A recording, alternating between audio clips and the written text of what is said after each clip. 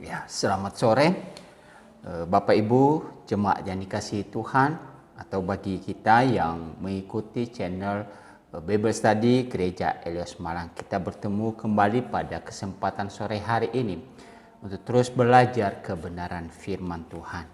Namun terlebih dahulu mari kita menyerahkan waktu ini di dalam tangan pimpinan Tuhan. Mari kita berdoa.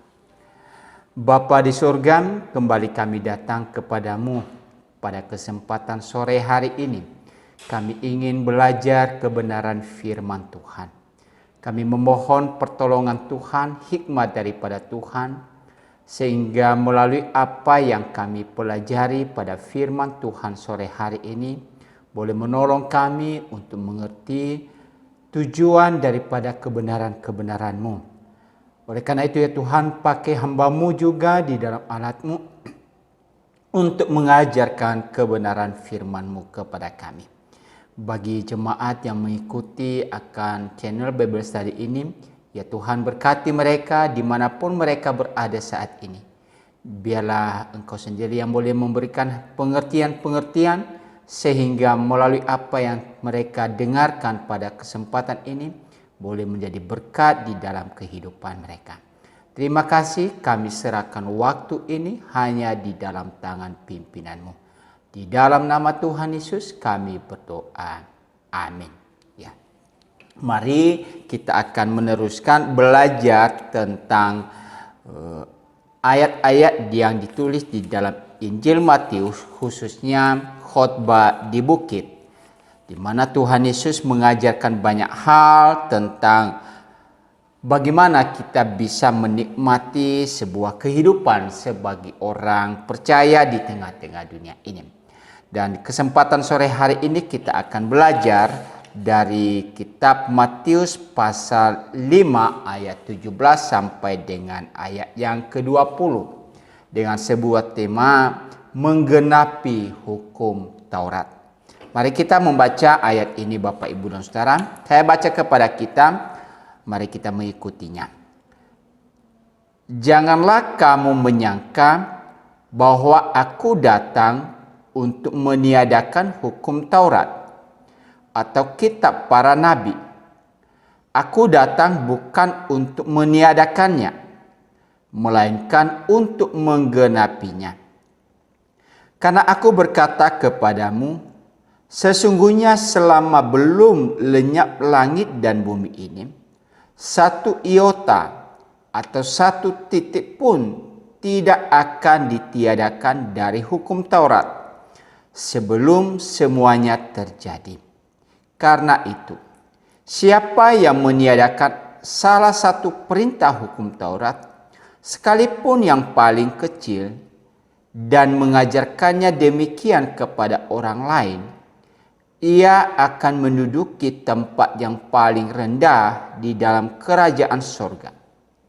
Tetapi siapa yang melakukan dan mengajarkan segala perintah-perintah hukum Taurat, ia akan menduduki tempat yang tinggi di dalam kerajaan sorga. Maka aku berkata kepadamu, jika hidup keagamaanmu tidak lebih benar daripada hidup keagamaan ahli-ahli Taurat dan orang-orang Farisi, sesungguhnya kamu tidak akan masuk ke dalam kerajaan sorga. Ya, demikian yang menjadi nats pembahasan kita pada kesempatan sore hari ini. Di minggu yang lalu kita telah belajar tentang garam dan terang dunia, di mana di dalam ayat itu Tuhan Yesus mengharapkan para murid-muridnya atau orang percaya pada masa sekarang ini senantiasa bisa menjadi saluran berkat bagi banyak orang. Dengan cara apa Bapak Ibu dan Saudara? Yaitu kita menjadi garam.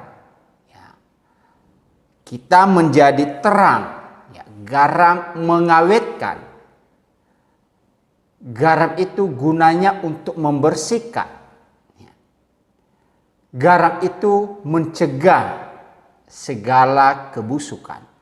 Nah, ini fungsi daripada orang percaya di tengah-tengah dunia yang penuh dengan banyak persoalan atau dunia yang telah jatuh ke dalam dosa, yang hidup di dalam kegelapan. Kita hadir untuk menjadi garam. Selain menjadi garam, kita hadir juga untuk menjadi terang, ya, menerangi dunia yang penuh dengan kegelapan ini.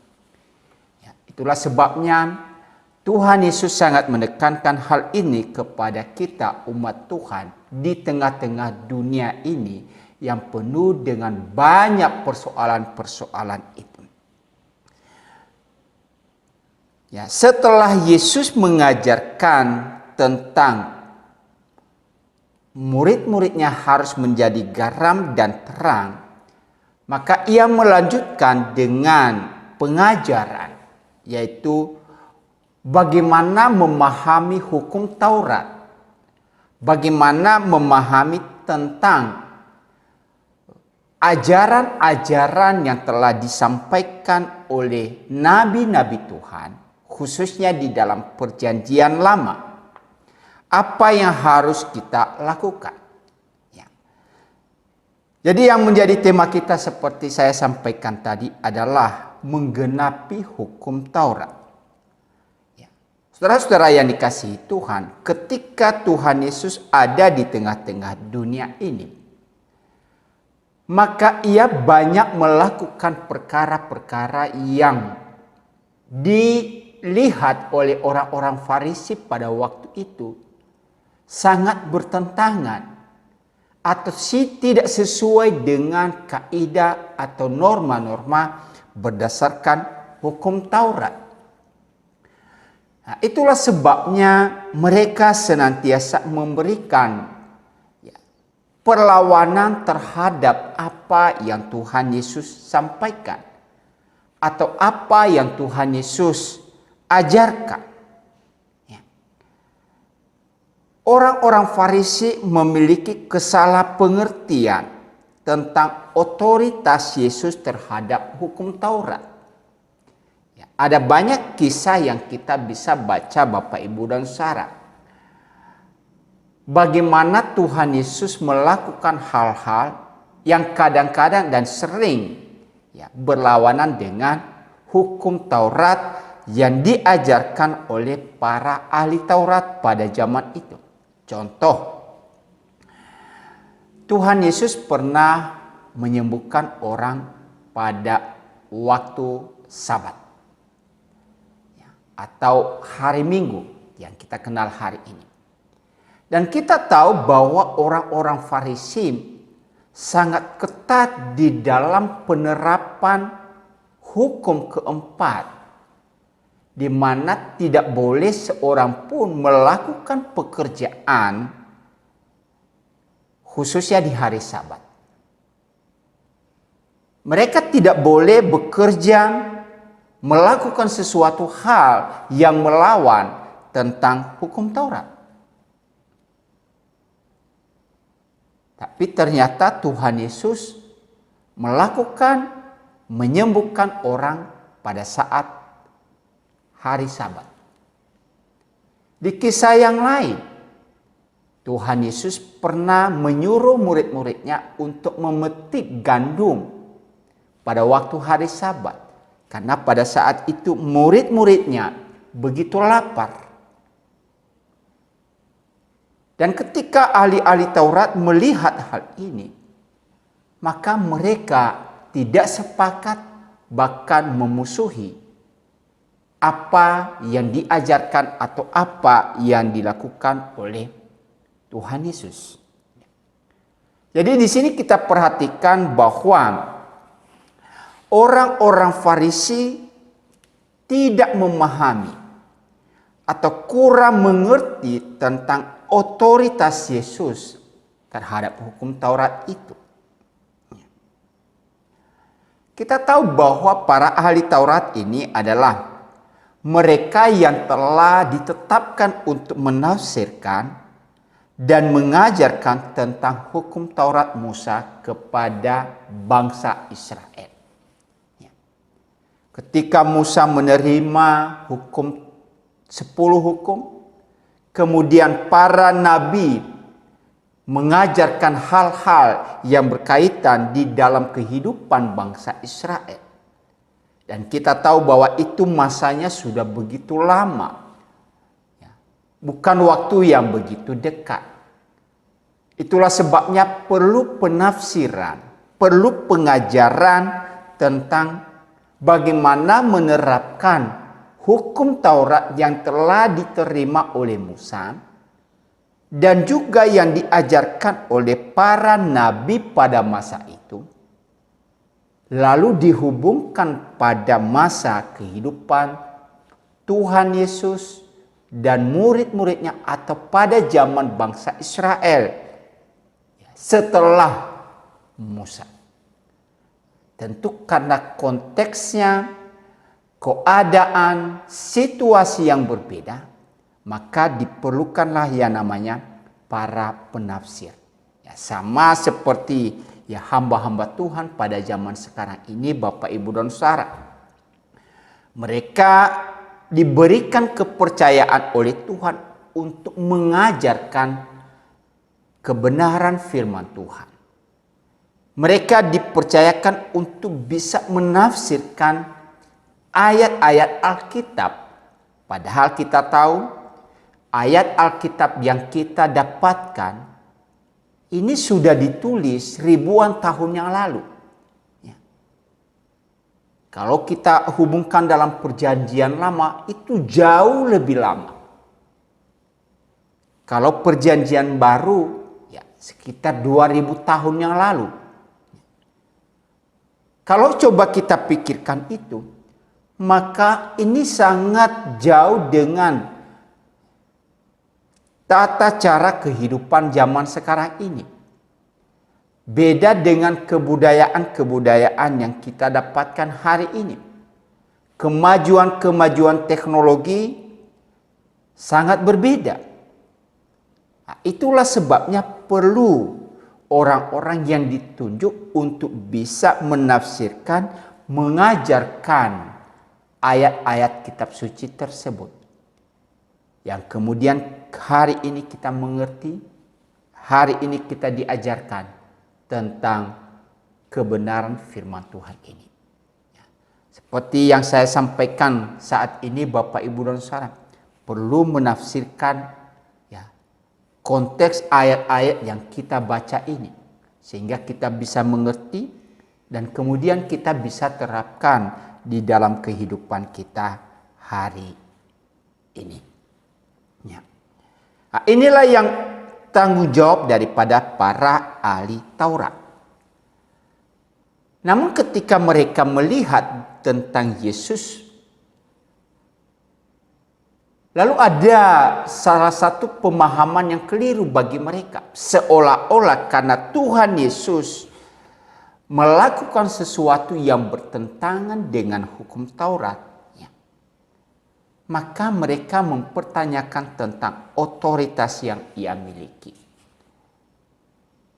Kalau benar-benar ia adalah anak Allah, kalau ia benar-benar seorang nabi yang diutus Allah menurut apa yang mereka faham, maka sudah seharusnya ia tidak melawan atau melanggar ketetapan-ketetapan di dalam hukum Taurat. Itulah sebabnya Bapak, Ibu, dan Saudara, ketika Tuhan Yesus mengajar mereka, maka ia mengajar tentang hukum Taurat itu dan menyatakan bahwa ia memiliki otoritas jauh lebih tinggi daripada hukum Taurat. Artinya apa? Bahwa sumber daripada hukum Taurat itu adalah dari dirinya sendiri. Karena dia adalah Allah. Itulah sebabnya ketika ia mengajar, ia menyampaikan tentang hukum Taurat, maka ia memiliki otoritas jauh lebih tinggi daripada prinsip-prinsip yang diajarkan oleh para ahli Taurat. Ya. Tentu sekali lagi kalau kita memahami apa sih sebenarnya yang dikatakan tentang hukum Taurat. Hukum Taurat kalau kita perhatikan Bapak Ibu dan Saudara, ini adalah tidak hanya terdiri daripada 10 hukum, ya, tetapi juga kitab-kitab atau ajaran-ajaran yang disampaikan oleh para nabi dalam perjanjian lama. Ya. Sekali lagi bahwa hukum Taurat itu meliputi 10 hukum yang diberikan Allah kepada Musa di Gunung Sinai. Kemudian itu diajarkan kepada umat Tuhan. Tetapi di sisi yang lain ada juga ajaran-ajaran yang lain. Yang kita kenal di dalam hukum Taurat itu adalah hukum sipil, yaitu bagaimana mengatur hubungan sosial umat Israel. Ya. Bagaimana mereka berlaku, ya, hubungan pernikahan di antara mereka.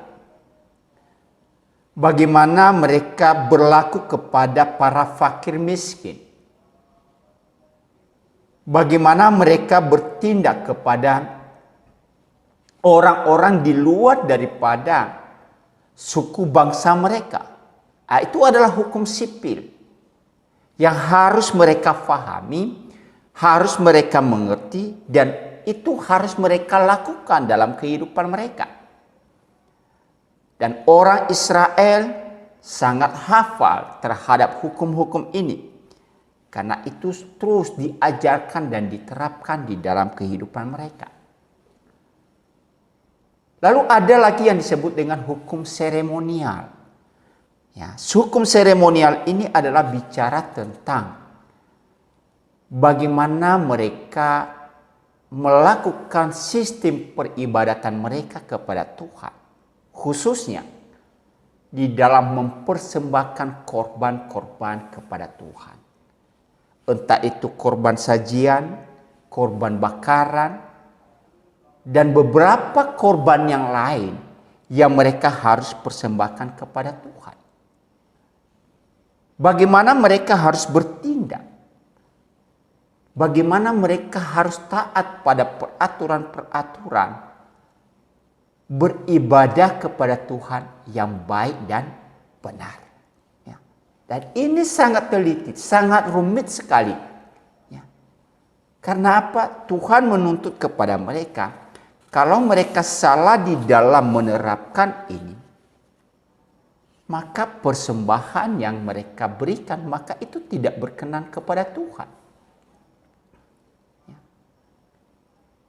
Itulah sebabnya Bapak, Ibu, dan Saudara, orang Israel atau para ahli Taurat, ya, ketat di dalam melakukan penyembahan-penyembahan kepada Allah, khususnya di dalam mempersembahkan korban bakaran kepada Tuhan. Walaupun kita akhirnya melihat seiring dengan waktu mereka melakukan penyimpangan-penyimpangan tersebut. Yang akhirnya itulah sebabnya ketika kita baca di dalam tulisan Injil, Tuhan Yesus pernah marah kepada mereka. Ya, karena melakukan praktek jual beli persembahan korban itu hanya untuk mencari keuntungan semata. Ya. Nah, itulah yang terjadi di dalam kehidupan mereka. Kalau kita perhatikan Bapak, Ibu, dan Saudara, bahwa sebenarnya di dalam apa yang diajarkan di dalam hukum Taurat, khususnya di dalam konteks perjanjian lama, karena ini adalah berisikan ajaran atau doktrin yang kemudian diterjemahkan terhadap hukum, ya, terjemahannya adalah hukum atau Torah, ya. Sebuah ajaran, sebuah doktrin, sebuah hukum yang orang Israel atau umat Allah harus melakukannya. bagaimana mereka menerapkan 10 hukum itu. Bagaimana mereka menyatakan 10 hukum yang Tuhan berikan itu kemudian dijabarkan dalam kehidupan mereka. Dan mereka harus lakukan dalam kehidupan sehari-hari mereka. Jadi sebenarnya itu bukan sesuatu hal yang salah, tapi adalah sesuatu hal yang positif di dalam kehidupan umat Israel. Di samping itu Bapak Ibu dan Saudara, bahwa di dalam konteks perjanjian lama kita juga melihat hal-hal yang bersifat nubuatan. Apa artinya itu Bapak Ibu dan Saudara? Sebuah sifat ramalan yang berbicara tentang kedatangan seorang Mesias. Ya. Jadi perjanjian lama itu adalah berisi ajaran, berisi tentang hukum-hukum, juga nubuatan tentang kedatangan daripada Mesias. Ya. Jadi bukan hanya satu ajaran tertentu saja, tetapi juga berbicara tentang harapan-harapan yang diberikan oleh Tuhan kepada umat Israel. Ya. Khususnya tentang kehadiran daripada Kristus nanti. Dan tadi sudah saya katakan bahwa di dalam perjanjian lama ada aturan-aturan etis atau hukum moral yang harus dilakukan. Ya, itu nanti kalau kita perhatikan di dalam pembelajaran selanjutnya, bagaimana hukum moral itu harus diterapkan dengan baik. Ya. Namun kalau kita perhatikan di dalam ayat 17 tadi, janganlah kamu menyangka bahwa aku datang untuk meniadakan hukum Taurat atau kitab para nabi. Aku datang bukan untuk meniadakannya, melainkan untuk menggenapinya. Sekali lagi bahwa para ahli Taurat, mereka salah memahami tentang kehadiran Kristus. Salah memahami tentang otoritas daripada Kristus. Itulah sebabnya di dalam meluruskan tentang pola pandangan mereka yang salah itu, maka Tuhan Yesus menyatakan bahwa kehadirannya bukan untuk meniadakan hukum Taurat. Bukan untuk melakukan pelanggaran terhadap hukum Taurat. Bukan untuk melawan hukum Taurat. Tetapi kehadirannya justru dia katakan di sini apa? Untuk menggenapi apa yang tertulis di dalam hukum Taurat itu. Ya. Tentu apa maksudnya ketika Yesus berkata bahwa ia datang untuk menggenapi hukum Taurat? Ya. Pertama yaitu melaksanakan dengan tepat segala yang dituntut dari hukum Taurat. Sekali lagi, melaksanakan dengan tepat segala yang dituntut dari hukum Taurat. Ya. Jadi Tuhan Yesus sekarang memberikan sebuah hal yang prinsip dalam kehidupan atau pengajaran kepada para ahli-ahli Taurat atau orang-orang yang mendengar Yesus pada zaman itu, bagaimana melaksanakan, mewujudkan ajaran firman Tuhan atau hukum Taurat itu dengan baik dan benar. Tentu kalau kita coba teliti di sini Bapak Ibu dan Saudara, berarti ada penyimpangan ada kesalahan atau ada ketidaksinkron daripada apa yang diajarkan oleh para ahli Taurat. Ada yang tidak kesesuaian. Maksud Tuhan seperti ini. Tetapi apa yang mereka ajarkan, apa yang mereka terapkan sangat berbeda. Sekarang dengan kehadiran Yesus di situ, Dia berkata, aku datang menggenapinya, bukan meniadakannya.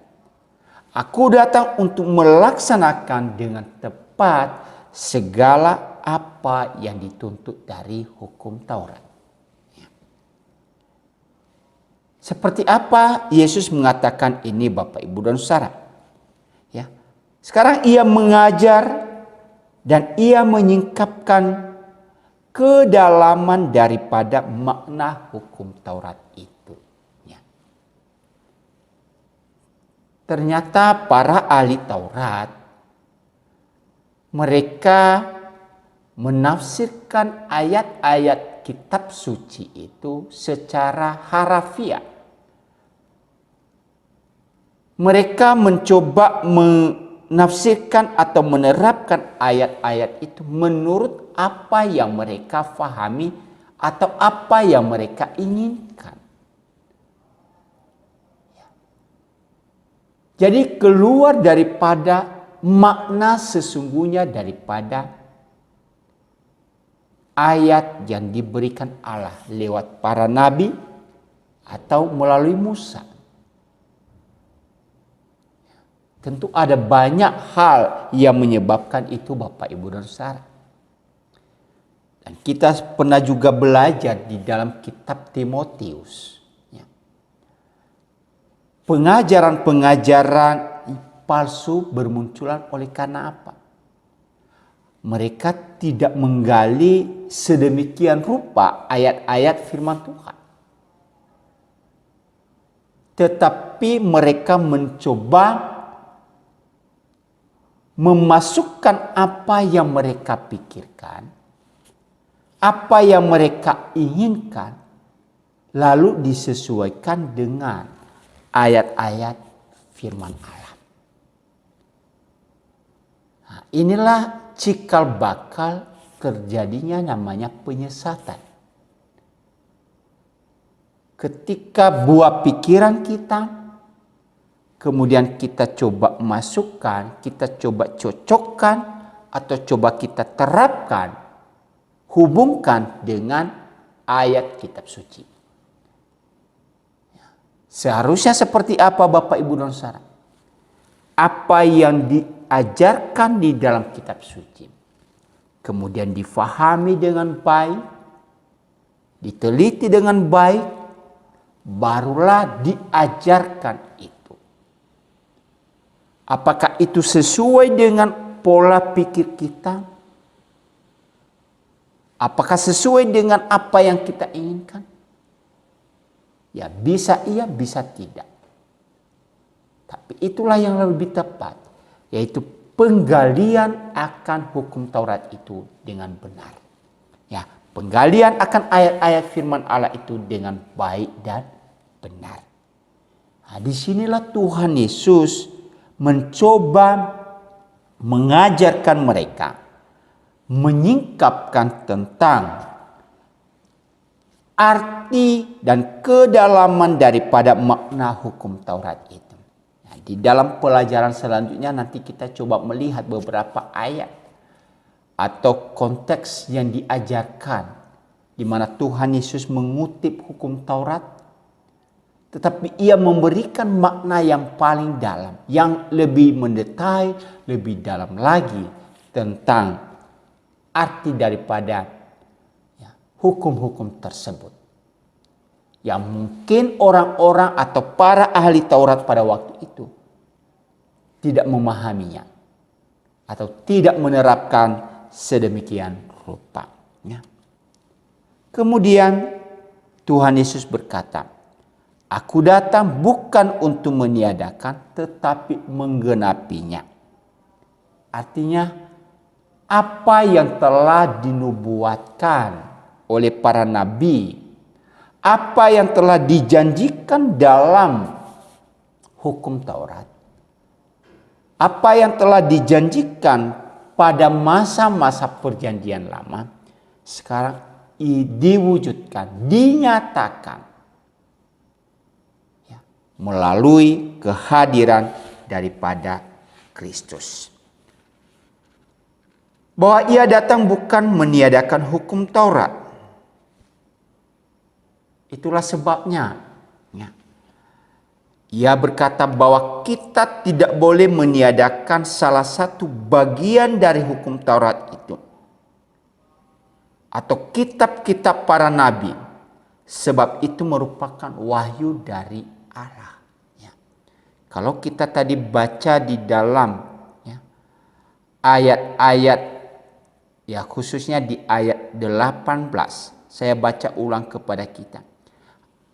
Karena aku berkata kepadamu, sesungguhnya selama belum lenyap langit dan bumi ini, satu iota atau satu titik pun tidak akan ditiadakan dari hukum Taurat sebelum semuanya terjadi.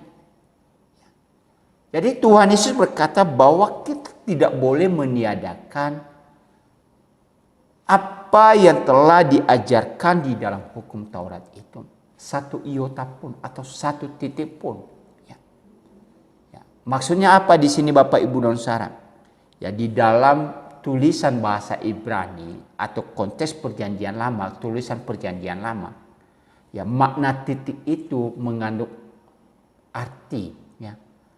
Sebuah titik memiliki arti dalam sebuah kata. Itu bisa terjadi arti yang berbeda. Itulah sebabnya ketika misalkan ada satu tulisan, kemudian ada titik di situ. Tapi ketika titik itu hilang, maka maknanya berbeda. Artinya berbeda.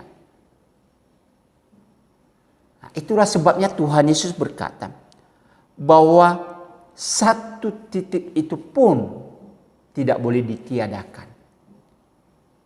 Karena kalau ditiadakan, maka akan terjadi penyimpangan makna daripada hukum itu.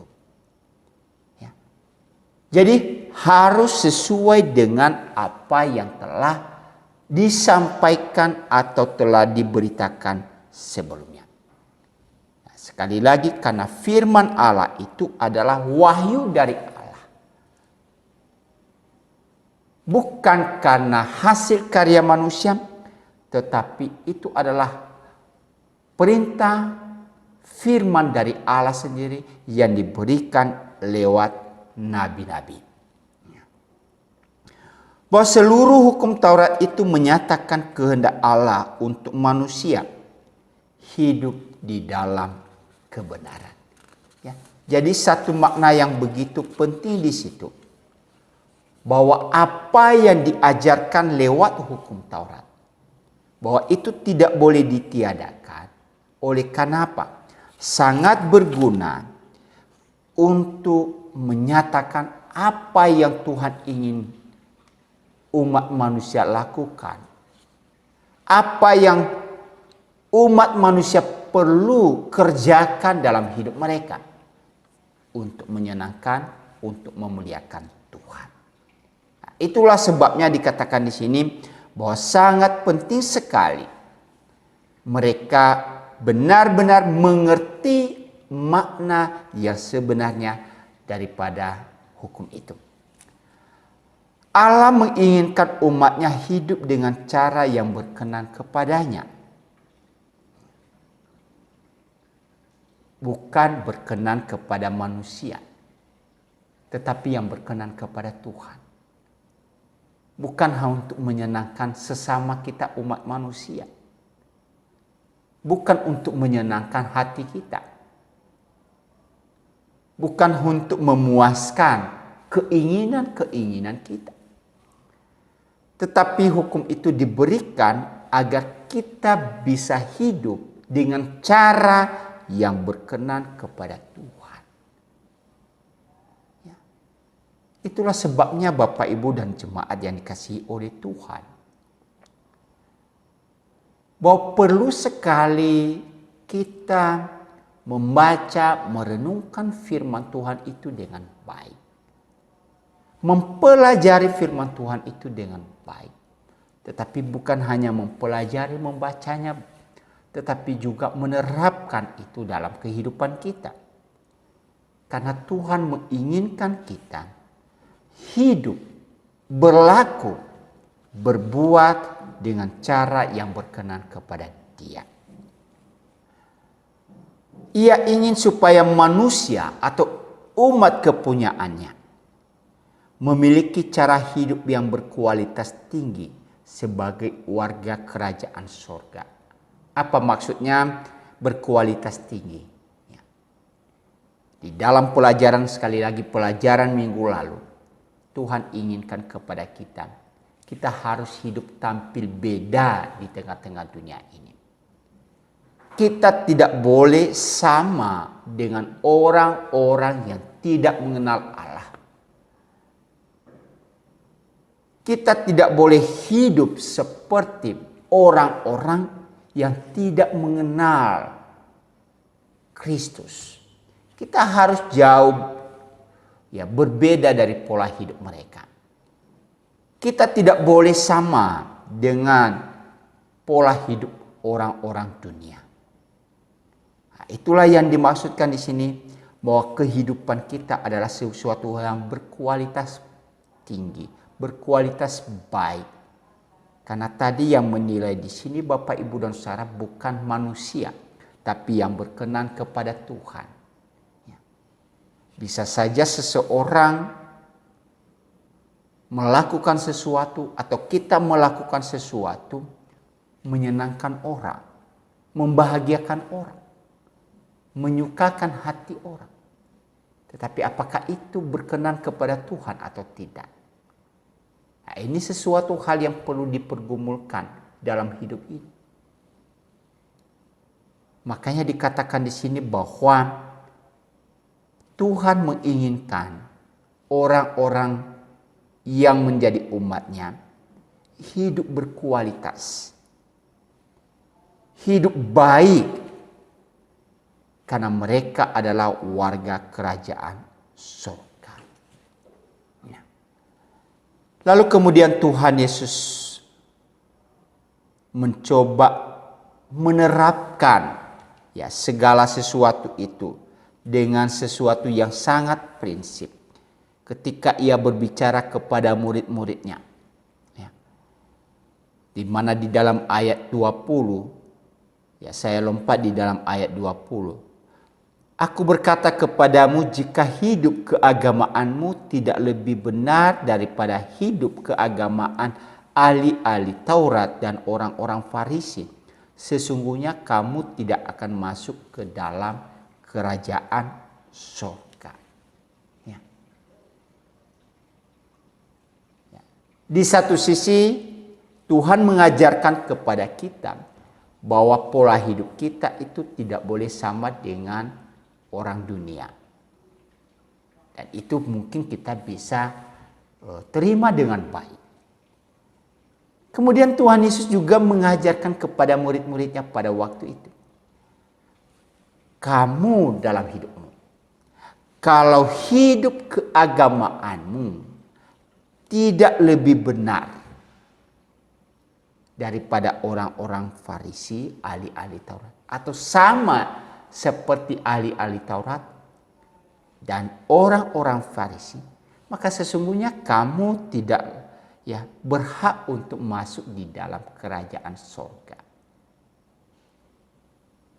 Nah, ini sangat teguran yang sangat keras yang diberikan oleh Tuhan Yesus.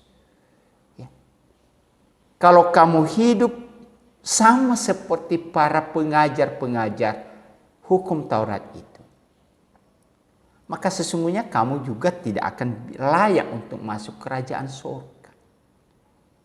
Padahal sekali lagi kita tahu bahwa para ahli-ahli Taurat ini, orang-orang Farisi ini adalah pengajar daripada hukum Taurat. Nah, disinilah Tuhan Yesus melihat kegagalan daripada orang-orang Farisi dan ahli-ahli Taurat ini. Ya.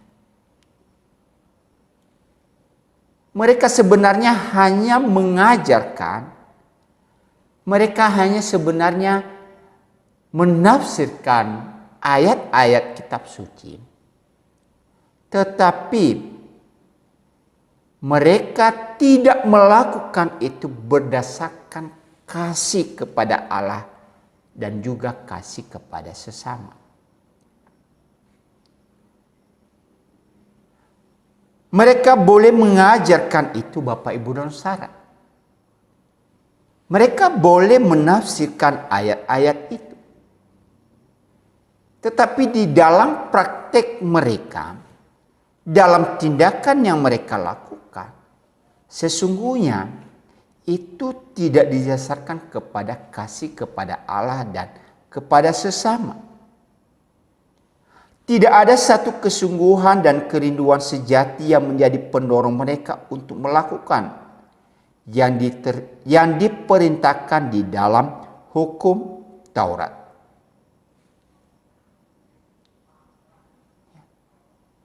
Apa maksudnya Bapak Ibu dan Saudara? Bahwa tidak ada kesungguhan hati mereka. Tidak ada kerinduan yang sejati dalam kehidupan orang-orang Farisi.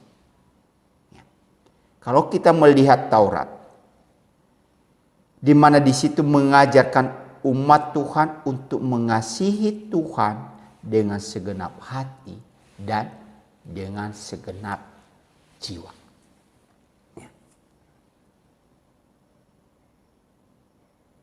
Di dalam hukum yang Tuhan ajarkan, kasihilah Tuhan Allahmu dengan segenap hatimu, dengan segenap jiwamu, dengan segenap akal budimu. Jadi semua keberadaan kita, segala sesuatu yang kita lakoni, kita lakukan, kita kerjakan, kita mengasihi Tuhan itu dengan segenap hati kita. Bukan sekedar kita mengasihi Tuhan. Bukan asal-asalan kita mengasihi Tuhan. Ibadah kita kepada Tuhan, yang penting itu adalah semacam rutinitas semata. Doa kita kepada Tuhan, ya, itu juga hanya dilakukan sebagai sebuah rutinitas semata. Tetapi di dalam hal itu, apakah kita dengan kesungguhan hati, dengan segenap hati, kita melakukan atau tidak? Sekali lagi perintah Tuhan, kasihilah Tuhan Allahmu dengan segenap hatimu, dengan segenap jiwamu, dan dengan segenap akal budimu. Kemudian Tuhan Yesus menerapkan lagi ayat itu. Kasihilah sesamamu manusia seperti dirimu sendiri. Ya. Kasih kepada Allah itu sesuatu hal yang tidak bisa dilihat. Karena Allah itu tidak kelihatan. Kita bisa berkata, aku beribadah kepada Tuhan. Tapi siapa yang tahu ke dalam hati kita? Mungkin kita berkata, aku telah melakukan segala sesuatu pelayanan saya. Ya. Dengan baik. Tapi sekali lagi saya katakan, siapa yang tahu isi hati kita? Tidak ada yang tahu, kecuali Tuhan dan kita sendiri. Itulah sebabnya ketika Tuhan Yesus berkata, ketika engkau mengasihi Allah, nyatakan itu di dalam apa? Tindakan selanjutnya. Kasihilah sesamamu manusia seperti dirimu sendiri. Nah, inilah sebuah kegagalan-kegagalan yang kita perhatikan di dalam kehidupan orang Farisi. Ya. Kegagalan daripada para ahli Taurat. Kegagalan daripada para mahkamah agama yang mengajarkan tentang hukum-hukum Taurat, tetapi mereka tidak mampu untuk melakukan dalam kehidupan mereka. Kita ingat satu contoh ilustrasi yang diberikan oleh Tuhan Yesus tentang orang Samaria yang baik hati. Bagaimana pada waktu itu ada seorang yang dirampok, kemudian mengalami penderitaan. Lalu ada ahli Taurat, ada imam besar,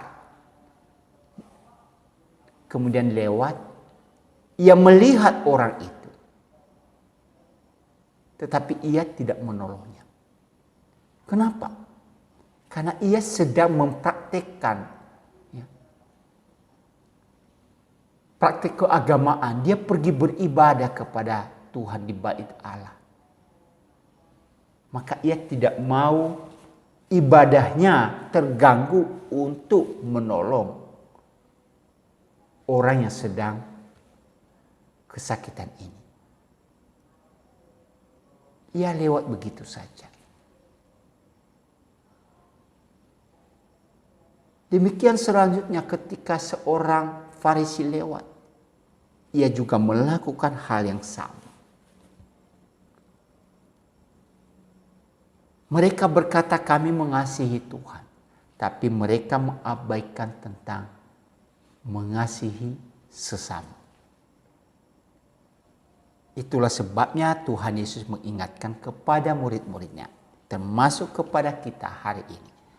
Jika hidup keagamaanmu tidak lebih benar daripada hidup keagamaan para ahli Taurat, para orang Farisi, sesungguhnya kamu tidak akan masuk ke dalam kerajaan surga.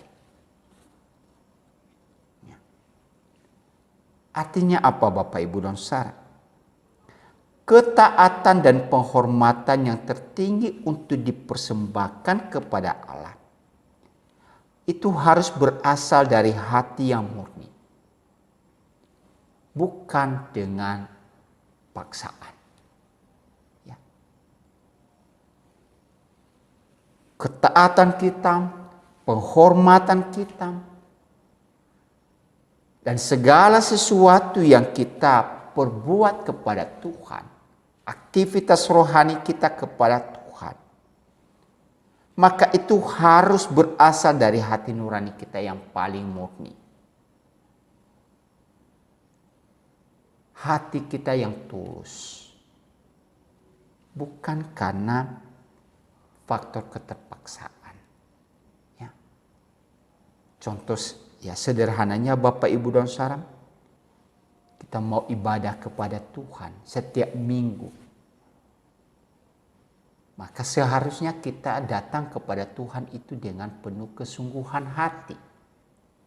Ya, bukan karena ini waktunya beribadah kepada Tuhan. Hari Minggu. Ya, daripada orang-orang lain melihat saya tidak datang ke gereja, lalu menanyakan keadaan saya, ya lebih bagus aku datang ke rumah Tuhan. Jadi di sini adalah kehadiran itu adalah karena bukan kerelaan, tetapi keterpaksaan. Bukan berarti juga ya, kalau demikian ya nggak perlu datang ke gereja. Tidak, kita perlu beribadah kepada Tuhan. Tetapi mari kita murnikan hati kita. Kesungguhan kita untuk datang kepada Tuhan. Contoh yang lain, kita memberikan berkat yang telah kita terima dari Tuhan lewat persembahan kita. Maka mari kita mempersembahkan itu dengan penuh ketulusan hati kita. Bukan untuk menuntut Tuhan untuk membalasnya. Ya. Ada banyak hal yang diajarkan dengan pola yang salah. Mempersembahkan persembahan kepada Tuhan. Untuk apa? Menuntut Tuhan untuk membalikkan atau membalas itu berkali-kali lipat. Berpuluh-puluh kali lipat. Ya. Nah, itulah sebuah motivasi yang salah. Tapi ketika kita mau mempersembahkan sesuatu kepada Tuhan, ya, persembahkanlah itu sesuatu hal yang murni, hal yang tulus. Tuhan Yesus berkata, apa yang dipersembahkan oleh tangan kanan tidak boleh dilihat oleh tangan kiri. Atau apa yang diberikan oleh tangan kiri tidak boleh dilihat oleh tangan kanan. Ya. Jadi sesuatu hal yang memang murni untuk dilakukan. Dalam aktivitas-aktivitas kita yang lain, Bapak, Ibu, dan Saudara, menolong sesama, mengasihi sesama, marilah kita melakukan itu dengan penuh ketulusan hati. Ya. Tuhan Yesus menegur murid-muridnya, menasehati murid-muridnya, agar kehidupan keagamaan mereka, praktek keagamaan mereka, tidak lebih benar daripada ahli-ahli Taurat. Kalau ahli-ahli Taurat, mereka memiliki standar yang sangat tinggi di dalam mempraktekkan kegiatan keagamaan mereka. Kita kalah, Bapak, Ibu, dan Saudara. Kita tidak bisa menyaingi praktek yang dilakukan oleh orang-orang Farisi, ahli-ahli Taurat. Bagaimana mereka sangat ketat di dalam menerapkan prinsip-prinsip hukum Taurat itu. Tapi Tuhan Yesus berkata, kalau kamu tidak lebih baik daripada mereka, maka sesungguhnya kamu tidak layak untuk masuk di dalam kerajaan surga. Nah, tentu di sini bukan berarti, Bapak, Ibu, dan Saudara, bahwa perbuatan baik adalah syarat untuk masuk ke dalam kerajaan surga. Bukan itu maksud Tuhan Yesus. Tapi nasihat Tuhan Yesus di sini adalah bagaimana murid-muridnya memiliki atau memperlakukan firman Allah itu dengan sungguh-sungguh.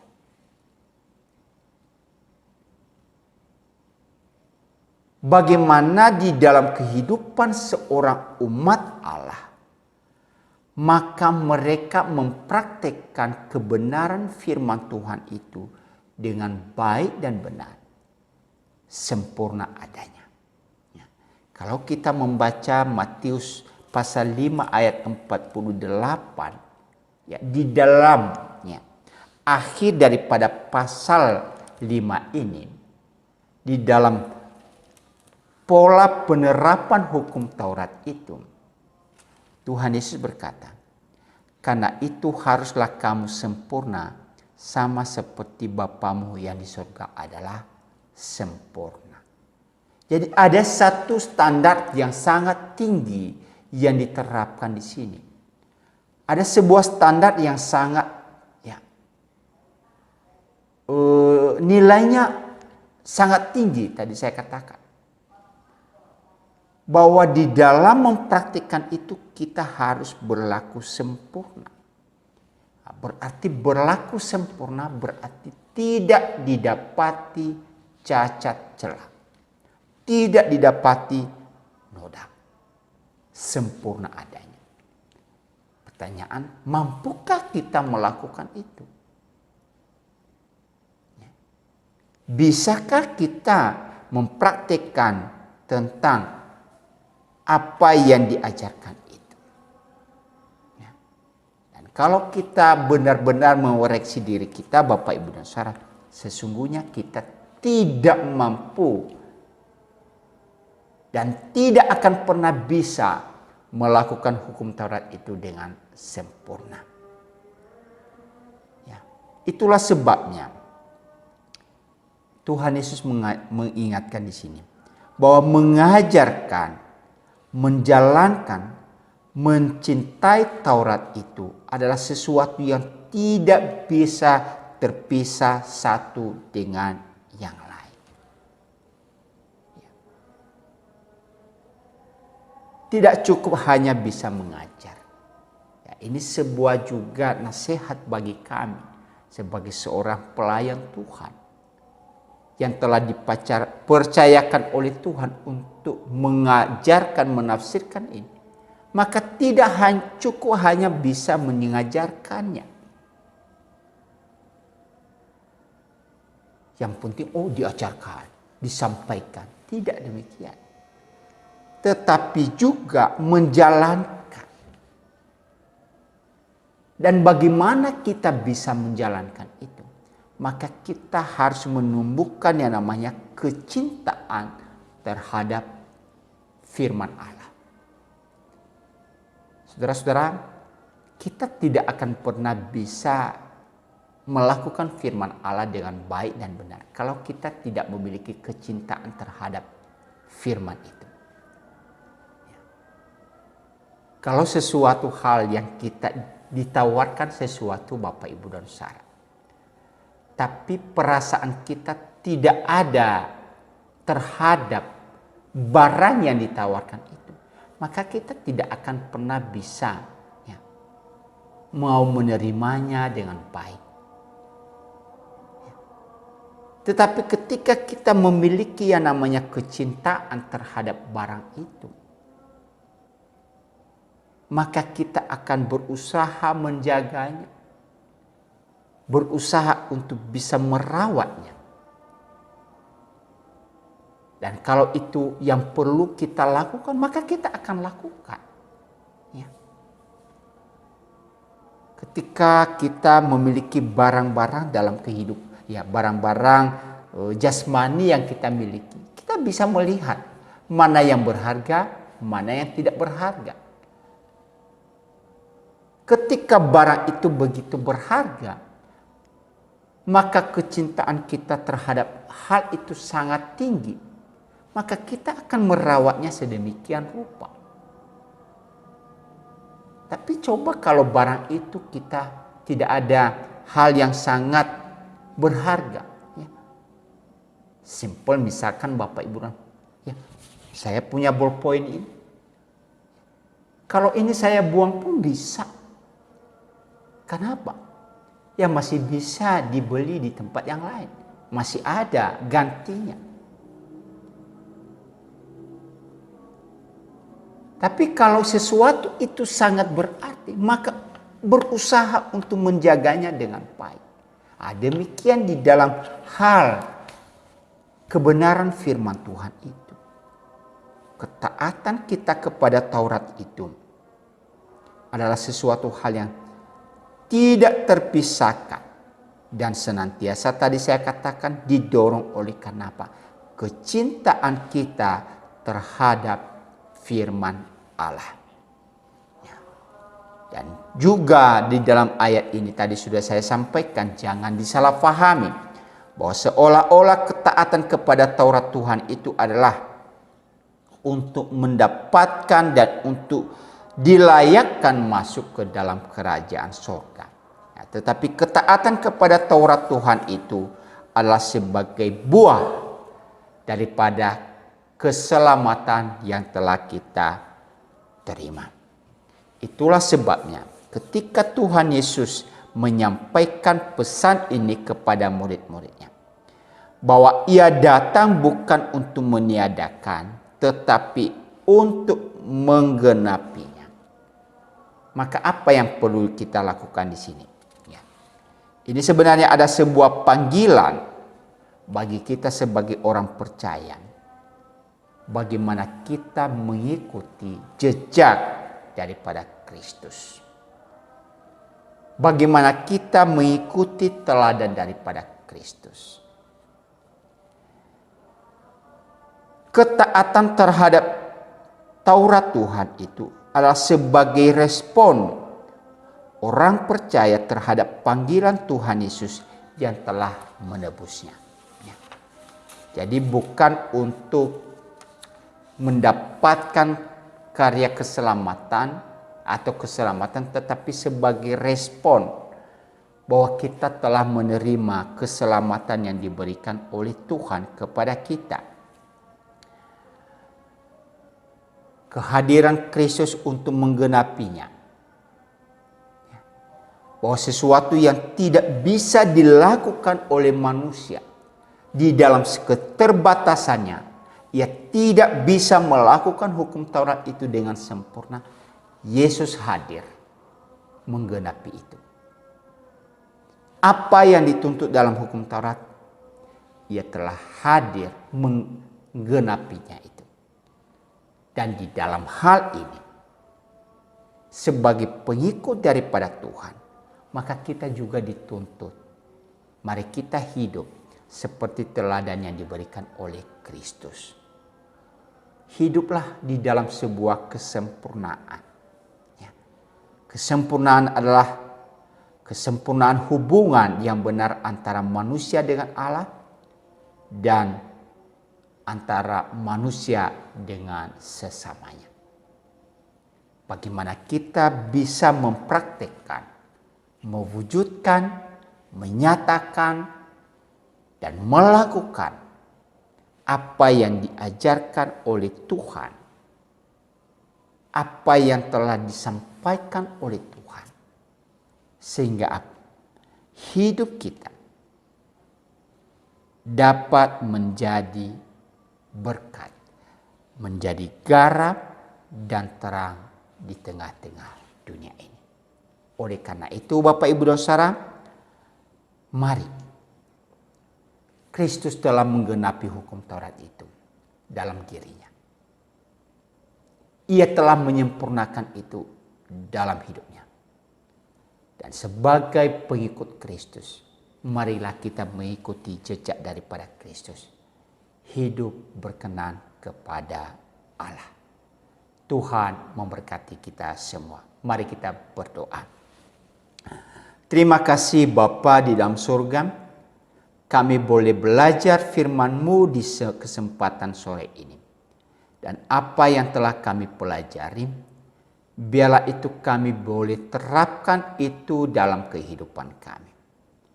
Kami boleh melakukan itu sehingga kehidupan kami menjadi kehidupan yang menjadi garam dan terang di tengah-tengah dunia ini. Terima kasih ya Tuhan. Berkati seluruh umat-Mu yang telah mendengarkan akan pengajaran firman Tuhan melalui channel ini. Biarlah di dalam kehidupan keseharian mereka, mereka senantiasa dituntun untuk bisa menjadi garam dan terang di tengah-tengah dunia ini. Engkau telah menggenapi hukum Taurat itu di dalam dirimu dengan mau menyelamatkan kami. Apa yang tidak mampu kami lakukan, tetapi Engkau telah melakukan itu bagi kami. Terima kasih Tuhan. Di dalam nama-Mu kami berdoa. Amin. Ya. Terima kasih Bapak Ibu jemaat yang dikasihi Tuhan atau saudara-saudara yang mengikuti akan channel ini. Tuhan memberkati kita semua. Sampai bertemu di kesempatan berikutnya.